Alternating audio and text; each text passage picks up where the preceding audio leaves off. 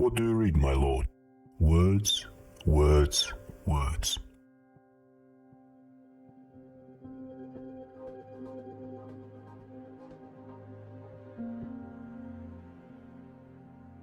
Fighting for clean biosphere.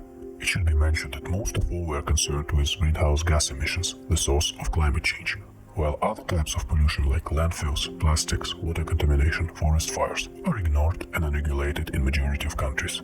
But we'll discuss that in next chapters. On global political scene, tackling the climate change is done by implementing conventions. The most valuable in terms of action are the Kyoto Protocol and the Paris Agreement, that have been the leading climatic agreements throughout last decades. Let's dive in to investigate their purpose and influence in details. First, the Kyoto Protocol, adopted in 1997 and based on United Nations Framework Convention on Climate Change. It was committing countries to limit and reduce greenhouse gas emissions in accordance with agreed individual targets. The Kyoto Protocol sets binding emission reduction targets for 37 industrialized countries and economies in transition, and the European Union. Overall, these targets add up to an average 5% emission reduction comparing to 1990 levels over the 5 years period, from 2008 till 2012, the first commitment period. In Doha, Qatar, in 2012, the Doha Amendment to the Kyoto Protocol was adopted for a second commitment period, starting in 2013 and lasting until 2020. However, the Doha Amendment has never entered into force. Moreover, during the first commitment period, the USA has not ratified the agreement, while Canada withdrawn from it before the second commitment period.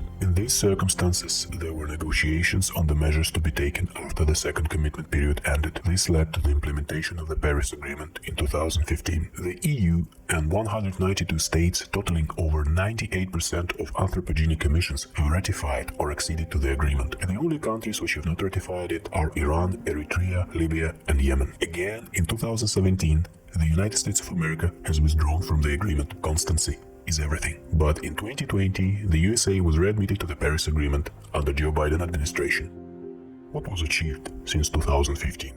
Let's see. The European Union, Canada, South Korea, Japan, South Africa, and the United Kingdom, to strengthen their initial pledges, promised to cut their net climate emissions to zero by 2050. China, the world's single largest source of emissions, has said it will cut climate pollution faster than initially promised, aiming for carbon neutrality by 2060. A promise is a promise. In Europe, emissions fell 23% below 1990 levels by 2018, and EU leaders agreed to a plan for a 55% reduction by 2030. Before the Paris Summit, global emissions were on course to push temperatures up by 3.5 degrees Celsius by 2100, according to the estimates by the Climate Action Tracker, a non-profit science consortium. Now that trajectory has flattened to 2.9 degrees Celsius.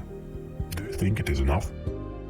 But, notwithstanding the economic downturn caused by the COVID-19 pandemic, researchers found that the states will likely cut emissions by just 18% below 2005 levels by 2025, while initial aim was 26% and 28%. Russia and Brazil, two other countries key to dealing with climate pollution, don't care much about the Paris Agreement. In Brazil, under the government of President Jair Bolsonaro, deforestation has soared in the Amazon, releasing vast amounts of carbon that had been stored in the trees and underground. During COVID, emissions fell by about 7% in 2020 comparing to 2019, according to a new estimate by an international team of scientists in the journal Earth System Science Data. But emissions are expected to bounce back as economies revive. Apart from that, the latest climate change conference in Glasgow cannot be called successful, to say the least. Meanwhile, the clock is ticking. At current rates, according to latest estimates, the world has about 7 years before it has exhausted its budget of carbon to keep temperature increase below 1.9 degrees Celsius. Words and promises are so useless if there is no action.